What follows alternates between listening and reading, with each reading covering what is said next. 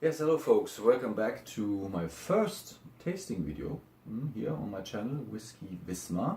And I choose none other than Springbank 10, one of the staples and cornerstones of the Scottish malt whisky industry. And before I get to the tasting,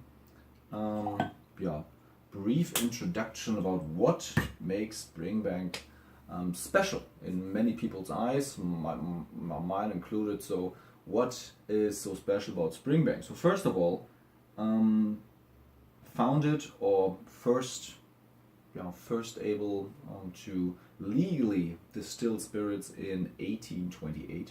They apparently used or were around and distilling much earlier, but 1828 when they became legally able to do so due to the Excise Act earlier. So located on the peninsula of Kintyre and in the city of Campbellton.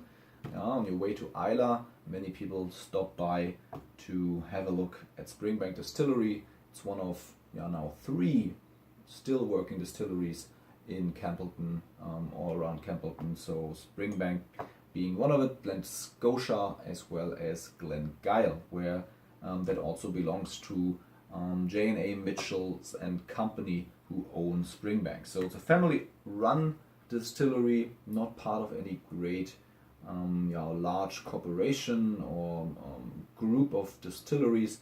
Has always been owned by always family-run, and thus could really set out their business and lay out their plans for maturation in a much different way than many other distilleries in Scotland can, who are then owned either by Diageo or many of the other large players in the business.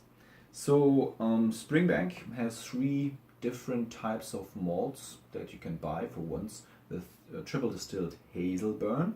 It has no peat in it whatsoever. And then Springbank, 2.5 times distilled. What this means I'll go into in just a moment. And Long Row being heavily peated whiskey that's double distilled, so distilled 2 times, as most whiskies in Scotland are. So also very special for Springbank, they do everything on their own. They did not outsource anything from malting their barley to bottling their whiskey. So it's all done by Springbank, and because of this, 24 or their staff contains 24 people that are permanently employed, that continuously work there, and unlike other distilleries, modern ones who are of course heavily automated by now, they usually have not more than 12 people working there at any given time. So it makes it's really quite remarkable if you think about it. Just a few folks, 12 people, then overseeing the production of an entire distillery, producing sometimes millions of liters of alcohol per year. Not so with Springbank. Output approximately 750,000 liters per year of new make spirit, and majority then is goes into Springbank, the actual Springbank bottlings. So they do have a no age statement whiskey, Springbank CV it was called. I'm not too sure whether it's still widely available nowadays, but you could say the entry point is this here, Springbank 10-year-old. So I earlier said it's 2.5 times distilled. So what does it mean? Well, they do have 3 stills, as they of course need to have when they have triple distilled Hazelburn, but the Springbank the new make for Springbank then goes through double distillation, wash still, that is direct fired still, as well as a spirit still, then the first spirit still that is steam fired or steam heated, and the stillman then decides, depending on how he deems the different cuts to be suitable for maturation, then whether something goes back into the still, into the spirit still, and then when it comes out, it's partly 2.5 times distilled. So this is what this means. And you have other examples for that. Mortlach, to name one, that sometimes has 2.81 times distilled, but Mortlach's distillation process is much more complicated and a topic for another day. Yeah. They also use warm tub condensers, and this is a very fascinating topic if you read into it.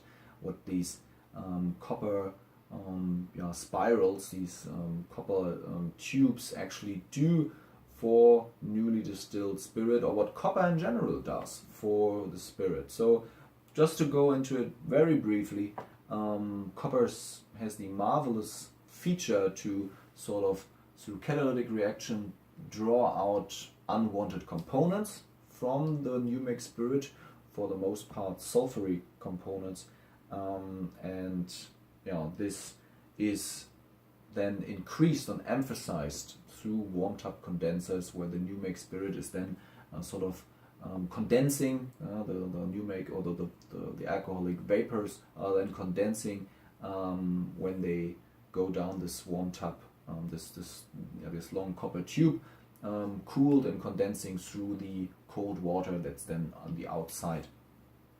And the problem is, if you have too much copper interaction, then your spirit is sort of neutered of all the sometimes very flavorful, oily, sometimes meaty components that you might want in your bottling. So it's really not that clear cut. Just having lots of copper interaction is always a good thing. No, it's really not. Sometimes you really need to have a good balance between sometimes also re-adding some of the faints or back into the new make spirit, because you want a very powerful, impactful spirit that with lots of oils in it, fusile oils and components that adds a lot of flavor. So many distilleries experiment with it. Some ripped those warm tubs out in recent decades and are now reintroducing them. But once again, it's a very expansive topic, and certainly something you can talk or write about for hours or pages and pages. And people did. So look it up.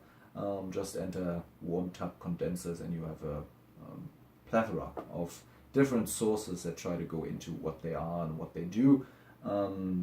Let's just leave it at that Springbank uses them, and it certainly adds to their very flavorful and characterful spirit. So now for the whiskey in itself. Springbank 10-year-old, 46% ABV, not colored, no colorant added on, and not chill filtered either. As I said, the entry point usually around 40 euros in Central Europe. In wherever you are, it might be different in terms of Canadian dollars, US dollars, Australian currency. So it's, however, I think pretty good price for whiskey that is completely done with Springbank themselves. As I said, they didn't outsource malting or bottling, it's all done in-house, and so this of course increases the price compared to other 10-year-olds available from other distilleries. But is it worth it? So I will go over nose, taste and finish, and then give it a mark. So if you want to know about my rating scale, then go back to my introductory video. There I'll tell you why this curve is looking like it does. But first things first, the whiskey. So on the nose, there's really lots of citrus components, but this is not just your average young bourbon cask matured whiskey, as it also has this tiny hint of peat that really is intertwined quite well with the fruitiness of the citrus. So when it comes to the particular citrus, there's actually lots of difference. So you can have, of course, very tart lemons, or you have more fruity, sweeter almost limes, and then all the way down to oranges, blood oranges, bergamot. These very aromatic small oranges used for tea oils. But here it's more, yeah, limes. So if you ever worked in a bar or have been to a bar, then then you can probably see those bottles of lime cordial, sweetened lime juice standing there. And this is really what I get from this on first nosing. I mean, the bottle has been open for a while, so oxidization has been going on. If you have the neck pour, then it might be a little different, maybe more, fresher, a little more vibrant. But now, after having this or letting this oxidize for, I'm not quite sure how long this bottle is open now, I think half a year, approximately half a year, this is what I get. So a rather sweet lime cordial intermingled with some smoky components. So I would guess, smoking said limes, those limes, over a fire very quickly, then I could imagine that you would get a nose like this. So it's also very oily on the nose. So it has really smells, like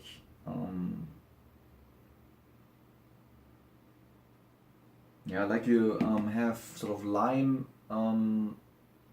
those oily components of a citrus. So if you've never done this, then you probably say, what, oily limes? What does that have to do with each other? Well, all the rind, the exterior of a citrus has oils in it. So if you've never done it before, just grab one of them, be it orange, citrus, or a lemon or lime, and just squeeze sort of the rind, and then you see all the oil sort of spitting out of it, and this oil, these oily components have lots of flavor in them, and this adds nicely to it. So oily citrus with a little bit of smoked character in it. Not too sweet on the nose actually now, with some air. This sugared lime cordial note that I got earlier is sort of making way to for drier components. There's a little bit of oak in here. So the composition of this particular bottling batch, that is from 1st of August 2017, might have consisted of various types of ex-bourbon wood, first fill, second fill, hogsheads of various ages, maybe even some wine casks. So I don't really have any indication for sherry maturation here, but perhaps some wine casks that did not develop as well, that they would have used this for single cask or anything else, so they added this to the mix here to add components like ripe yellow fruit, so Madeira always induces lots of apricots, peaches sometimes, so you might be able to discern this from this as well, from the nose, but for the taste.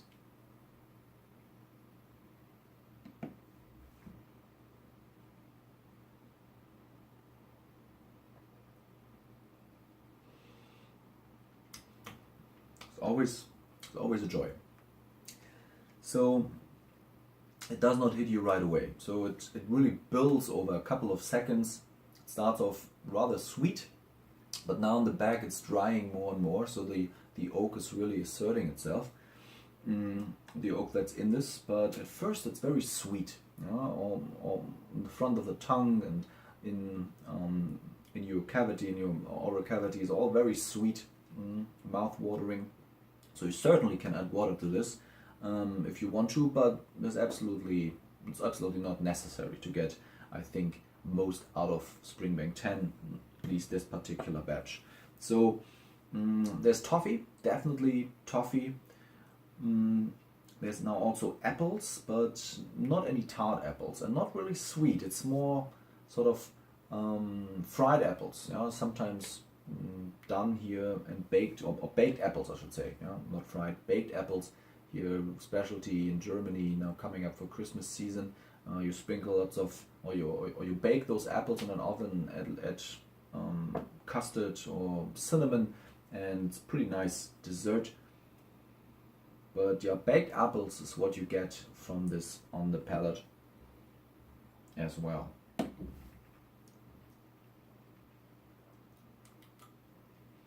Then always, of course, citrus components, limes.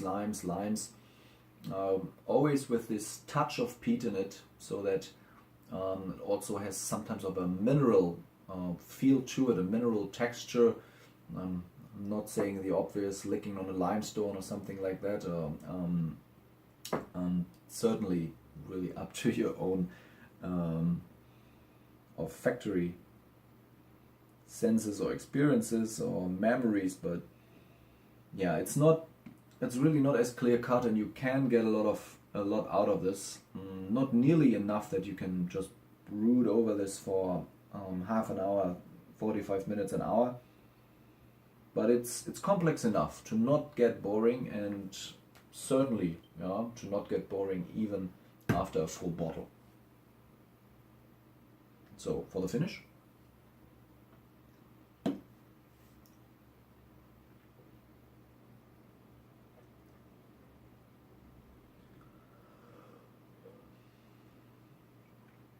very warming.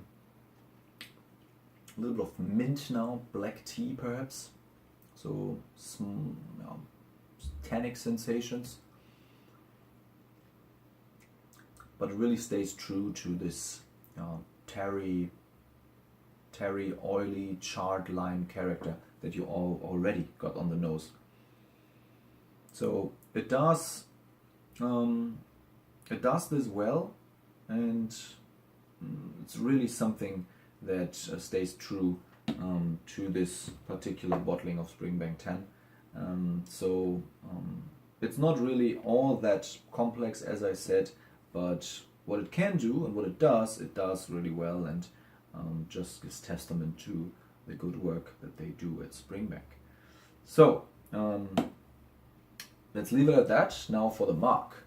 So as I said in my introductory video, an 80s malt is really good, something very nice to drink that you could pick up anywhere, and 90 being really excellent stuff. So when I chose this Springbank 10 also to highlight what I mean by an excellent whiskey. It's an entry malt, as I said, 40 euros, 10 years old, but it really ticks all the boxes for a malt of this price range. So for me, it is actually a pretty high mark, so 90, and just adds to the enjoyment of this whiskey. So it's highly recommended.